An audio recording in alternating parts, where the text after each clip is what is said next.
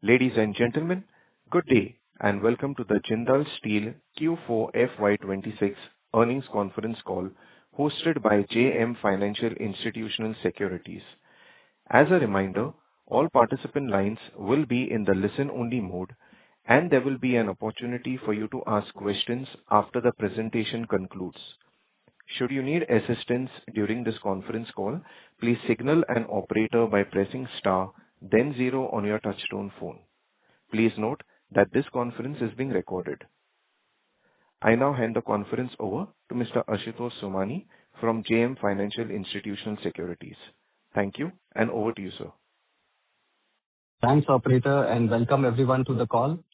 I will first thank Jindal Steel for giving JM Financial the opportunity to host today's call.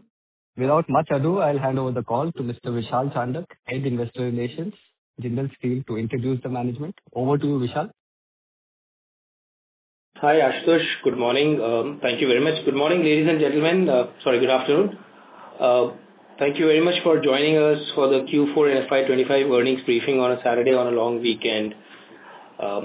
Quickly, we'll introduce the management participants. We have with us Mr. Gautam Malhotra, CEO, Mr. Damodar Mittal, the Whole-Time Director, Mr. Sunil Agarwal, CFO, Mr. Sanjeev Nanda, President Finance, Mr. Pankaj Malan, ED Sales and Marketing, Mr. P.K. Biju Nair, ED Angul, and Mr. Debojyoti Roy, ED Raigad.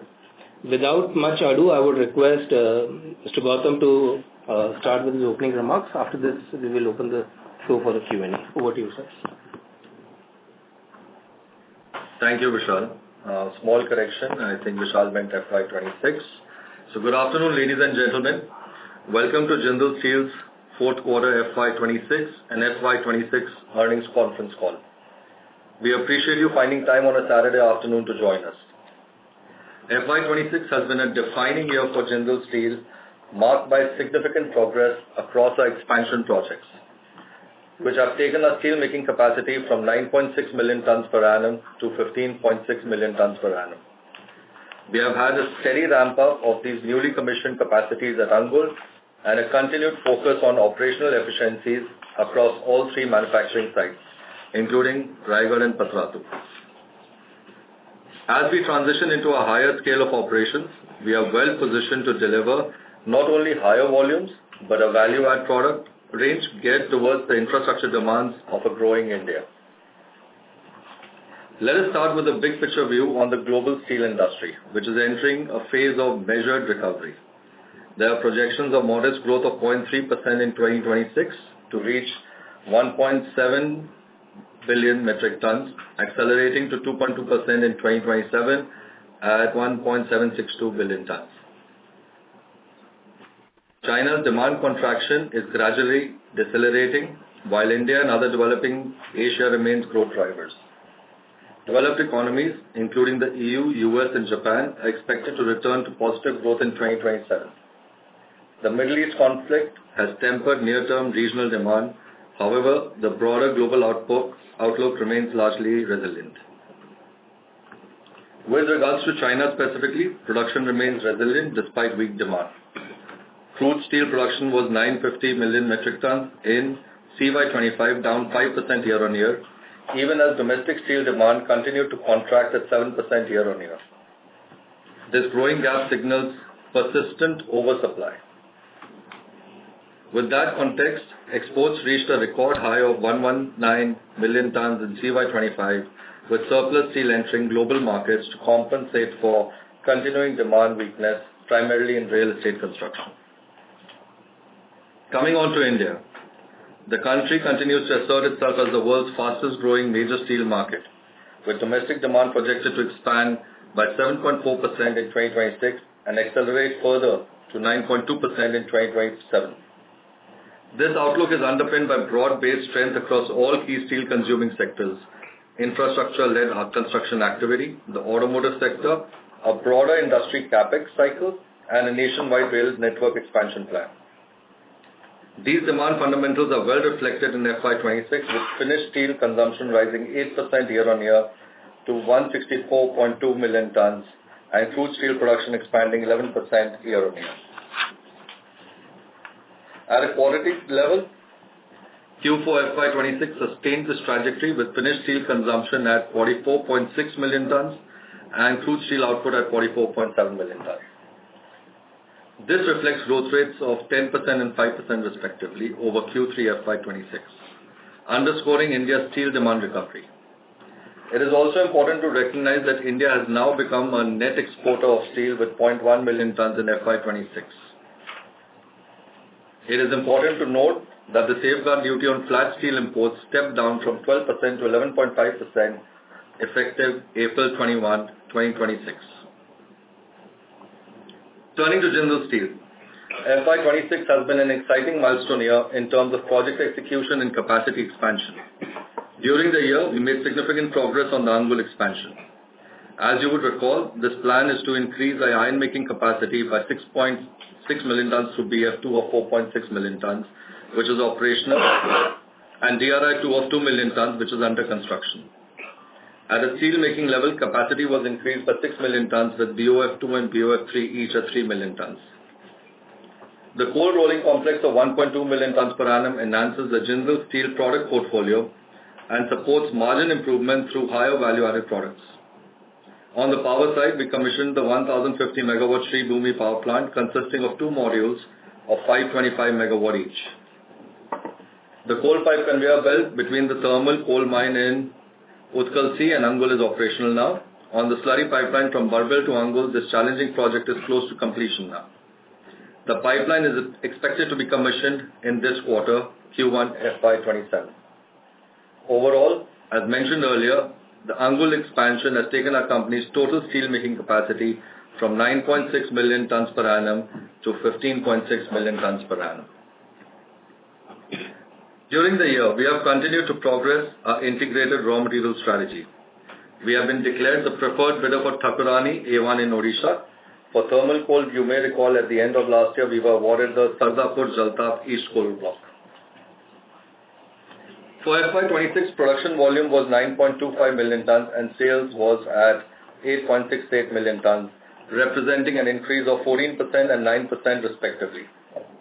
For Q4 FY26, production volume was 2.65 million tons, representing quarter-on-quarter growth of 6% and year-on-year growth of 26%, and sales volume was at 2.62 million tons, representing a quarter-on-quarter growth of 15% and year-on-year growth of 23%. This performance reflects the strong ramp-up at Angul and improved capacity utilization across operations, including Raigad. Dispatches have also improved in line with a stronger demand environment. Overall, we have achieved a balanced sales mix across product categories with focus on optimizing realizations by moving our product mix towards higher value-added products. Coming on to the financial performance in FY26. Jindal Steel reported consolidated gross revenue of 62,412 crores, an increase of 8% compared to FY25. Consolidated adjusted EBITDA was 9,099 crores, and on a per ton basis, the adjusted EBITDA was 10,482 rupees per ton, compared to 11,712 rupees in FY25. The profit after tax for the year is 3,361 crores, a growth of 18% over last year, and a corresponding earnings per share of 33 rupees. The Board of Directors has recommended a final dividend of 2 rupees per share. For Q4 FY26, consolidated gross revenue was 19,399 crores compared with 15,172 crores in Q3 FY26, a growth of 28%. In addition to the expansion ramp-up volumes, HRC and TMT rebar prices recovered strongly during the quarter, although the benefits were partially offset by an increase in coking coal prices. The blended ASP has increased by 4,743 per ton on a sequential basis. Consolidated adjusted EBITDA for the quarter was 2,647 crores and an adjusted EBITDA per ton of 10,093 rupees. Profit after tax for the quarter was 1,041 crores. Until the previous quarter, the Australian assets were under care and maintenance. This quarter, we have closed the shaft and the reserves are no longer accessible, although we still have the license. Accordingly, we have recognized an impairment of rupees 1,433 crores, which equates to $159 million in the standalone business, and rupees 834 crores, which equates to $93 million in the consolidated results. Overall, the ramp-up of the expanded Angul facility, along with our commitment to ongoing operating efficiencies and customer focus, will drive our financial performance in the quarters to come. As of 31st March 2026, consolidated net debt was 16,019 crores with a net debt to EBITDA of 1.66 and debt to equity of 0.43x. With the ramp-up of new capacities and corresponding improvement in operating cash flows, we expect leverage metrics to normalize by Q2 FY27. We remain committed to maintaining a disciplined capital structure whilst funding our sustenance and future growth initiatives. During FY26, we have invested a further 9,574 crores out of the total planned capex program of 47,043 crores. Along with the 25,924 crores already invested up to FY25, the remaining capex program is 11,545 crores. It is interesting to note that from FY22 to FY26, net debt increased from rupees 8,876 crores to rupees 16,019 crores, which is 7,143 crores more. And during the same time, we have invested rupees 35,498 crores in the current capex program, which reflects the strong internal accrual allocation we've been able to do to the capital allocation framework.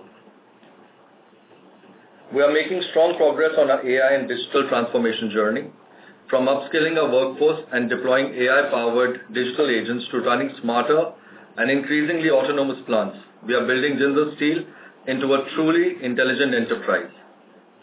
Our Jarvis, which stands for Jindal AI for Real-Time Visibility, Intelligence and Systems, platform unifies production, sales and business data into one thinking layer, while investments in robotics, end-to-end digitally integrated systems ensure that our business processes are safe, connected and future-ready. Jindal Steel's ESG journey runs in 4 clear phases. Through FY30, we are building site-level control systems and credible reporting foundations. By 2030, we target a 30% CO2 intensity reduction, 50% renewable energy, and full biodiversity coverage across all sites. The 2030 to 2040 decade will scale hydrogen, circularity, and CCS infrastructure. By 2047, our goal is net zero emissions, zero waste, and net positive biodiversity. We were pleased to have our sustainability efforts recognized during the year, with S&P Global raising our ESG score from 37 on 100 to 74 on 100, and our CSA score improved from 30 to 72.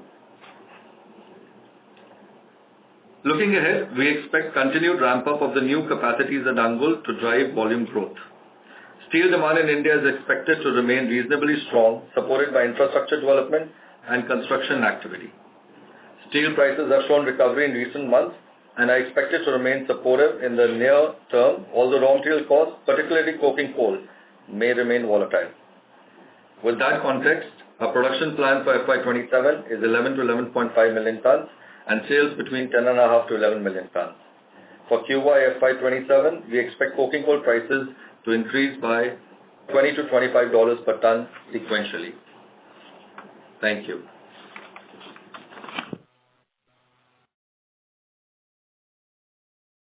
Thank you. We will now begin the question and answer session. Anyone who wishes to ask a question may press star and 1 on their touchtone telephone. If you wish to remove yourself from the question queue, you may press star and 2. Participants are requested to use handsets while asking a question. Ladies and gentlemen, we will wait for a moment while the question queue assembles. Our first question comes from the line of Jashandeep Chadha from Nomura. Please go ahead. Hello. Yes, thank you for the opportunity and congratulations, sir, for a very good set of numbers. My first question is on realization. We see that realization has improved in the fourth quarter. The steel prices continue to improve in the first quarter as well. So I wanted to understand, have your contracts been reset on the higher, realizations? And what will be the impact of what will be the impact on realization in the first quarter? And any comment on the recent dip in steel prices? That will be my first question, sir.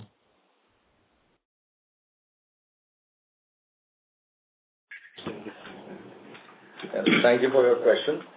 So two things. We have a mix in our order book of spot selling as well as contractual selling. So typically in a rising market and a falling market, there is usually a lag also in the system. So you can see that our ASP has increased significantly and considerably in the last quarter. I think second part of your question was more related to you seeing a slight dip in the market. Yes, but we still feel that at the moment the market's holding firm and there's nothing to worry about on that front. And we do have contracts on the earlier prices as well, which are continuing, which will continue to support us as we move ahead in this quarter. Thank you. Right, sir. Thank you so much. So it means the realization will remain strong. And my second question is, with BOF, a commission fee, making capacity commission, with slurry pipeline expected to come in first quarter, and then conveyor belts also largely commission. What will be Jindal Steel's capacity, CapEx outlay for FY27 and 28, and which are the key projects now which are left? And will it be fair to say that now Jindal Steel will be looking more at asset setting than further capacity expansion in the next couple of years? That's a lot of questions in one question. Okay, let me try and break it up.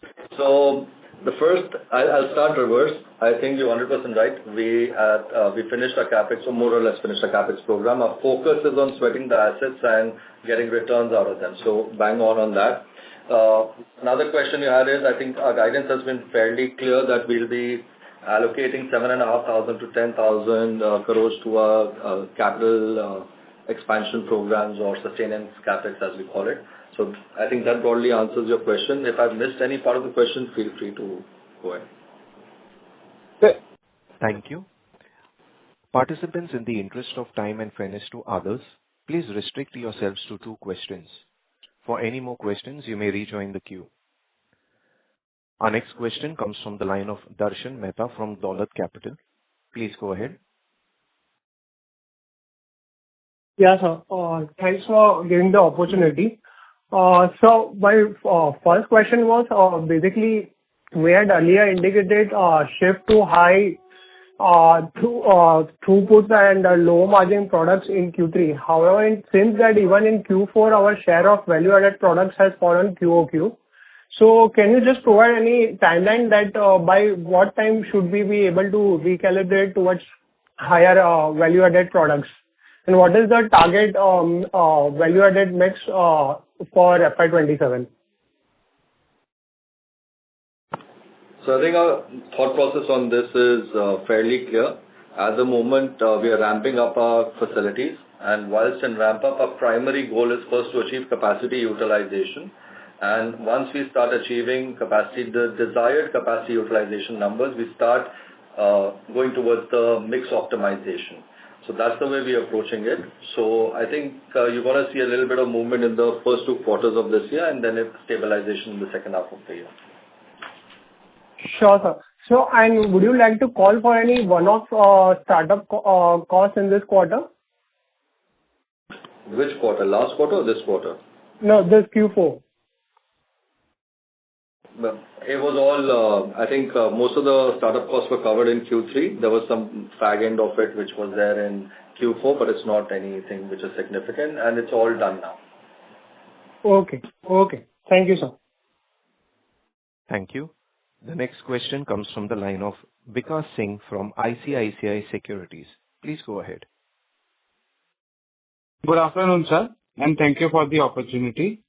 Sir, can you tell us the contract versus spot sales mix this quarter and expected in the 1Q?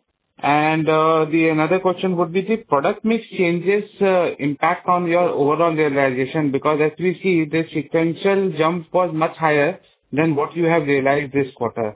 If you could just elaborate on that point for us. Vikas, hi, this is Vishal here. For any data-related questions, I'll connect with you offline. And can you please repeat the second part of your question? So our product mix is changing towards more on HRC. So obviously, it's a slightly on a blend basis deteriorating. So just wanted to understand the product mix change versus the realization ratio impact, basically. How should we look at the going forward realization increase based? See, I think I would stay away from saying the word deteriorating. Yes, we are increasing our flat sales, and you picked up correctly especially on the HR side. And over there also, we continue to expand our value-added portfolio. Along with that, we have the downstream facilities, which will actually add more capability and more niche products downstream, which will also add to our realization and our value addition program and ratios on that. In terms of how the numbers will pan out, I think earlier our teams have already spoken about it. I think today we are around 50%. Flat sales will increase in times to come and move towards 70% odd as we move ahead. Noted. And sir, any update on the FY27, at least in the production guidance, as well as the benefit which we are going to receive from the infrastructure projects combined? I think the guidance I've given, infrastructure, Because if you're specifically referring to any project as such, because we have already just announced the FY27 production and sales guidance at 11.5% to 11.5 million tons of production and 10.5 to 11 million tons of sales. Yeah, that I see on your presentation. I think this was on slide 5. Infrastructure related, if you could tell me the slurry pipeline and the port facility, how much savings we are actually building in from those two projects? So I think on slurry, we've been clear in the past. Slurry will come online and it will start delivering in this financial year. And roughly about 700 rupees is the savings that we indicated on that. And if you want to take it to a per ton basis on steel level, it will be roughly about 750 to 1,000 rupees as we ramp up. Noted, sir. Thank you and all the best. Thank you. The next question comes from the line of Kiran Naik from Modi FinCap. Please go ahead. Thank you for giving me an opportunity. Excuse, can you hear me, sir? Please go ahead. Yes, we can. Hello? Yes, we can hear you. So, thank you, sir. Sir, can you give me a guidance for revenue growth for FY27? I think we've given you the guidance for our sales and production numbers. And I think revenue is a function of a lot of other things. So we'll stick with that for the time being.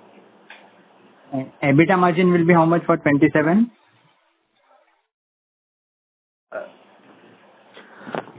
So, Kiran, EBITDA is a function of several things, a lot of which includes raw material and the pricing, which remains outside our control. And also, I'd like to add, I think if you look at our performance over the years and quarters, largely we've been a very robust and a consistent performer on our EBITDA numbers as well as percentages. So I think that should provide enough confidence for you to take guidance from that. Thank you, sir. Thank you, sir. Thank you. The next question comes from the line of Satyadeep Jain from Ambit Capital. Please go ahead. Hi, thank you. The first question on the write-downs I'm not sure if I missed in the prepared remarks. What the write-downs in JPML and in Wollongong? Hi, this is Sunil Agarwal. So basically, we have written down basically Australian assets by 834 crore, mainly because we are going to close that mine. So we have already closed the shaft, and that's why it took the hit of around 834 crores. Or India level, if you can see that we have already written off around 1,433 during the quarter. So the remaining loans that you have, is it fair to say that there would be no additional write-downs now? So that's right. So we don't expect any further write-down. This is represented by the independent valuation done by a reputed agency. Okay. And just on the rail rakes that the company was going to buy, what is the current position? How many rail rakes have already been acquired? How many are there?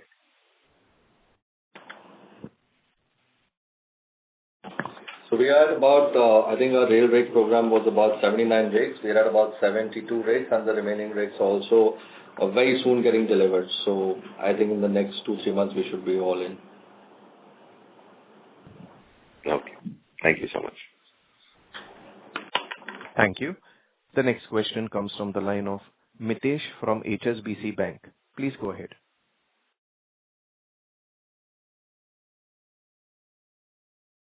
Mitesh, please go ahead with your question and kindly unmute your line in case if you're on mute. Since we don't have a response, we'll move to the next participant. The question comes from the line of Somaya V from Avendus Spark. Please go ahead. Thanks for the opportunity, sir. So my first question is on iron ore.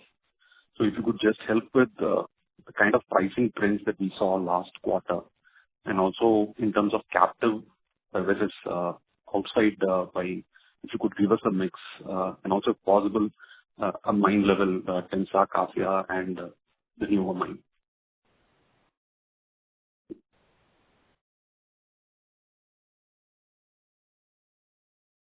Okay, so I think mine level, you can take it offline with Vishal. But largely speaking, we saw that the pricing was more or less stable, and our mix is about 60-40. 60 captive? That's a bit 60 captive? 40 captive.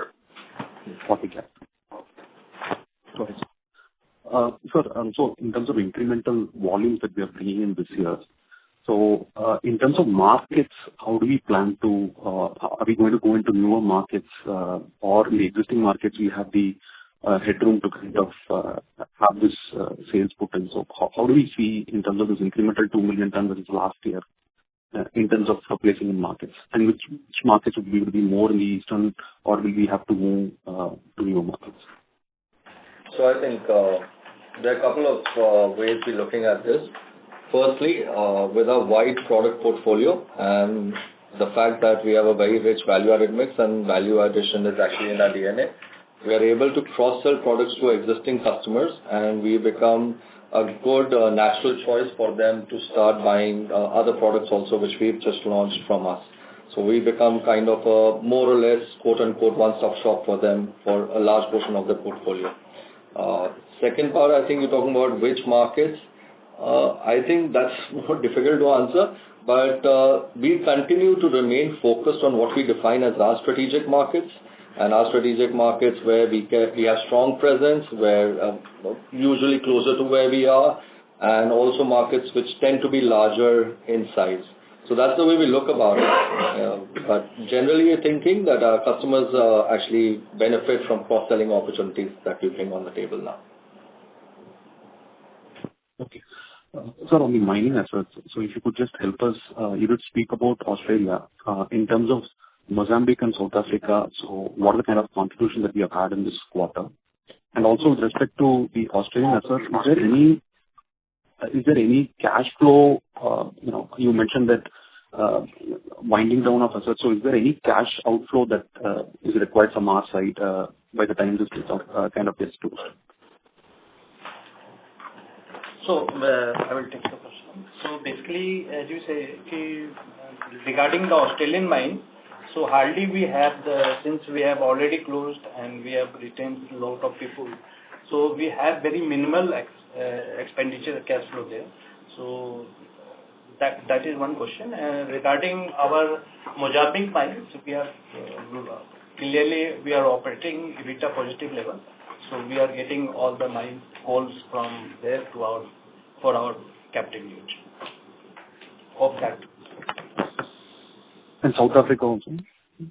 Yeah, South Africa also is operating, but due to some local issues, so we are not EBITDA positive, but that mine is operating at. So yeah, just to add to it, if you look at the entire big picture of the overseas asset mine base, the only place where we have taken the large part of the write down is on Australia. Rest of the mines on a net basis are functioning on an EBITDA positive.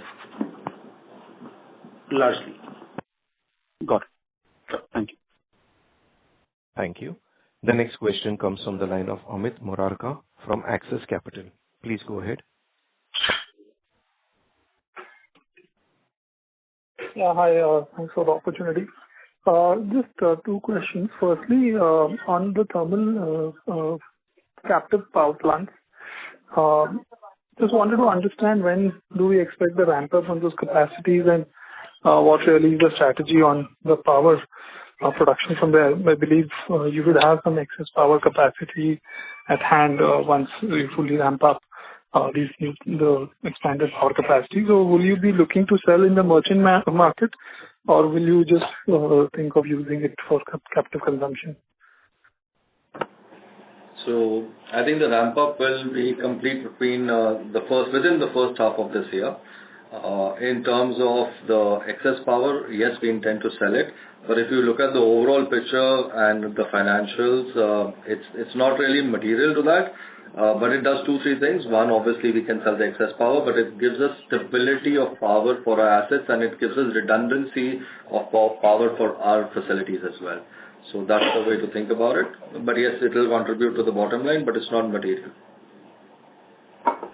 Understood. And also, is it fair to say that now there will be no excess sale of byproducts going ahead with the ramp up in steel capacities happening now? Yeah, that's right. Okay. And just very lastly, like you are also looking to increase your EC capacities for some of the mines, which I believe is still pending. So when is that expected to come through? It's underway. I think pinpointing date will be difficult, but the process is underway and it's working fairly well. And at the moment, with the current capacities, I think within that also we're fairly comfortable. Okay, understood. Yeah, that's it from me. Thank you. Thank you. The next question comes from the line of Saras Singh from Dhan Securities. Please go ahead. Hi. Thank you for taking my question. So 2 questions. First is wanted your input on the overall steel demand in India, especially with the ongoing inflationary trends that we are seeing across commodities. Are we hearing some kind of delays in capex executions across both public and private companies? No, nothing like that. I think it's fairly healthy. I think I indicated towards the 9.5% market increase that we're expecting. And with the kind of infrastructure programs that we're rolling out, we don't see any issues on that side.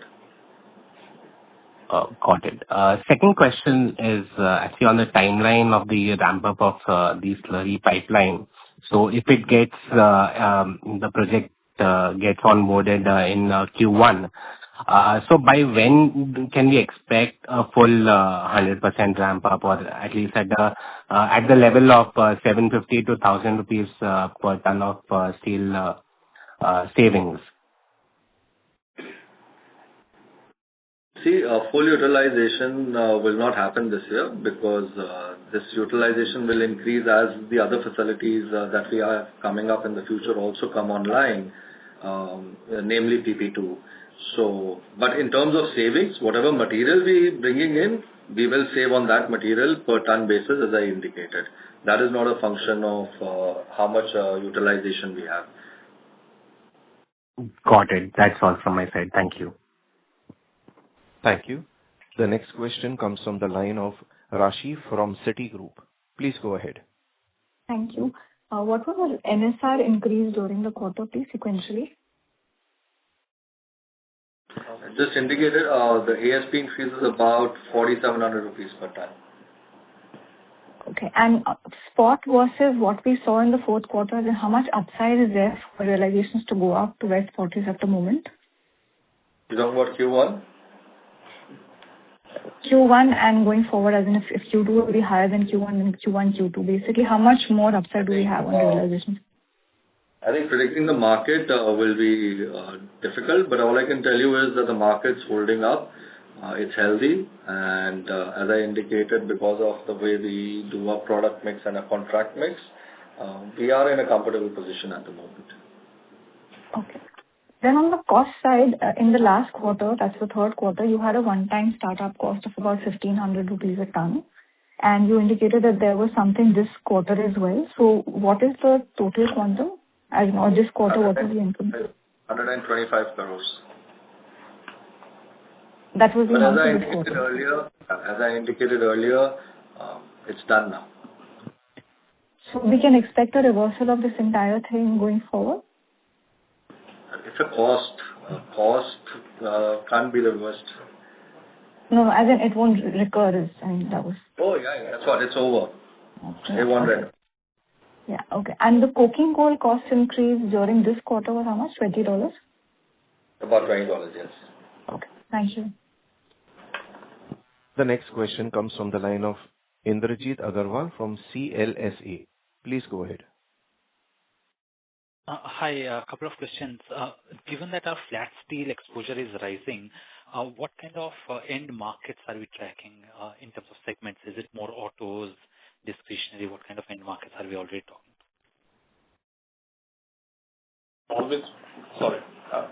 First of all, thank you for your question. We've been maintaining that we are an infrastructure-led organization, and we're also ramping up our facilities. Our focus would be largely would be on infrastructure sector, followed by building and construction, and then, of course, into the downstream facilities, then followed with the automobile sector. So do we need some kind of approvals from the consumers on these, or fresh approvals from the consumers on these, or what we have is good enough for now? See, our HSM has gone very well in terms of getting the approvals, and we have developed all the grades which are needed for all the niche products. We are in the process of ramping them up in this quarter and going forward also. And to add on to that, I think if you think the thing to look at over here is this is not something which will hold our plans. We are well positioned to execute our plans going forward. Sure. And lastly, if you can give the flat and long mix for 4Q and FY26 as a whole.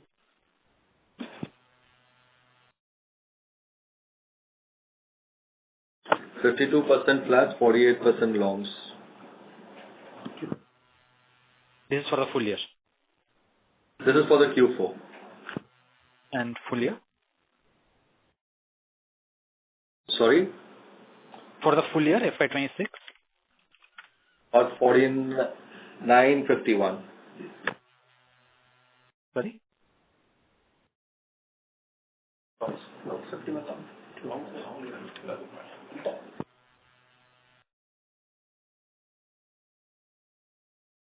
Are your questions answered, Indrajit?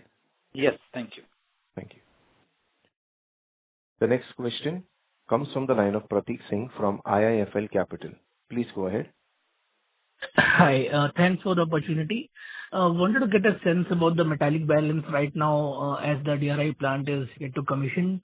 So I understand that we have 15 million tons of iron making and 15.6 million tons of crude steel making. So is there any plan to buy DRI or other metallics from outside and produce more this year, or that's something we won't be looking at, and DRI plant, once it comes up, it is the only one which will be contributing to our iron making facilities? So, Prateek, Vishal here. So, as you must have noted that we have already announced our guidance for the production and sales volume for this year.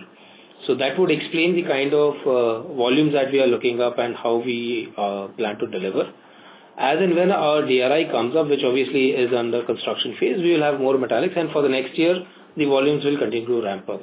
So I would suggest, if you can take the current guidance and work accordingly, that would be great. Understood. And given that we have seen price increase in 4Q sequentially every month, fair to assume that the current NSRs would be, or current ASPs would be still higher than what we delivered in 4Q? It is, but yeah, it's holding strong. It is higher, and at the moment we don't see anything which is otherwise. Understood. Thanks and all the best. Thank you. The next question comes from the line of Rajesh Ravi from HDFC Securities. Please go ahead. Hi, good afternoon. My first question pertains to this tax impact of the 840 crore write-down in Australia. So does it have any tax impact on the reported P&L? Yes. Whatever we have written down 1,433 crore, and that will save a tax on that. Yeah. No. So this 840 crore is net of taxes, or this is before tax? So 840 crore is on the Australia balance sheet. Yes, Australia. Yeah. And India level, we have written off 1,433, and that is subject to income tax benefit. So these are gross numbers. These are gross numbers. You can calculate the tax accordingly, right? Understood. And second is on the value-added product share that has come down to around 61% from 66% Q-on-Q. Just wanted to understand the pricing gain versus the average price increase for steel. Is it because this was tapered down also on account of lower share of value-added products? No, I think I indicated earlier that as we're ramping up, we're going to focus on both the things, capacity utilization as well as the value-add mix. What you need to also appreciate that, value addition and value-added products is something which is built into our DNA, and we continue to focus on that, and in times to come, it will come back to its normal robust levels and improve further. We also have additional capacities in our flats in the plate segment on our heat-treated plates, which are doing very well, and they're also growing. So that will also add to our value-added mix. Understood. And versus steel prices, what would be the concurrent increase that we have seen in the which we can expect for coking coal and iron ore prices in Q1? Coking coal, I've already indicated, is going to be about $20 to $25 increase in this quarter. And for iron ore? That's difficult to predict. It's a monthly thing that happens, so it's fairly difficult to predict without an index. So basis current prices for April, basis April prices at least? It's plus minus 100, 150 rupees here and there, so that's how it moves. But anything beyond that is very difficult to articulate on. Understood. And lastly, when you mentioned the slurry pipeline, 750 rupees per ton saving once fully ramped up, this is on the company level saving? Yes. Steel level. Okay. Sorry, at steel level. Okay. Understood. Great. Thank you. I'll come back in queue. Thank you. The next question comes from the line of Mitesh Shah from HSBC Bank. Please go ahead. Hello, am I audible? Yes, Mitesh, please go ahead. Yeah. Hi, this is Pinakin over here from HSBC. So a couple of questions. First, can you give us a timeline of what are the key projects which will be commissioned in F27 and 28? I think the projects, slurry will be commissioned in this quarter. We already indicated ports will be commissioned. And we have two projects left, which we had indicated for this financial year, which were DRI2 and PP2. Sure. So the DRI plant is what, Q2, Q4? How should we look at it? It's towards the end of the year. Okay. Second is if you look at Q4 volume sales of 2.62 and the guidance, effectively it's fair to say that the Q4 sales is going to be the run rate for this year? I mean, sequentially, unlikely to see any big pickup in sales volume? I think, the market is seasonal, so this factors in the seasonality as well. Oh, okay. Got it. Thank you very much. Thank you. The next question comes from the line of Ashish Jain from Macquarie Group. Please go ahead. Hi, sir. Good afternoon. So my first question is, a clarification. This cost savings from slurry pipeline, which you said is 750 rupees per ton, is on the full volumes, full steel volumes of the company, right?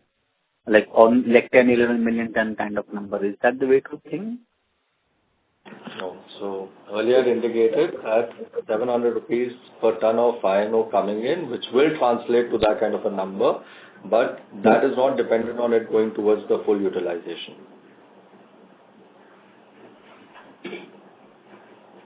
Okay. Got it. So secondly, in terms of our raw material security, where do we see ourselves, moving in terms of, let's say, in the next 2 years or so, versus where we are on thermal, coking coal and iron ore? And by security, I mean backward integration. Yeah, I think all our announcements are there. The new mines are also announced, so that's also available. So we have the coal mine and the iron ore mine, as I indicated.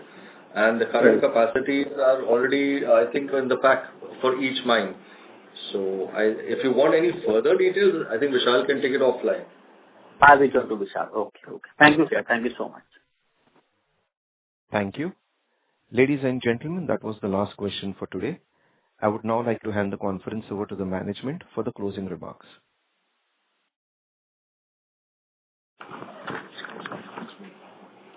Thank you. And once again, thank you for joining us on a Saturday afternoon. Overall, Jindal Steel is well positioned to benefit from the ongoing industry dynamics and deliver sustainable growth in the coming years. Thank you once again, ladies and gentlemen. I would like to invite you, and thanks. Thank you, sir. Ladies and gentlemen, on behalf of JM Financial Institutional Securities, that concludes this conference call. Thank you for joining us, and you may now disconnect your lines.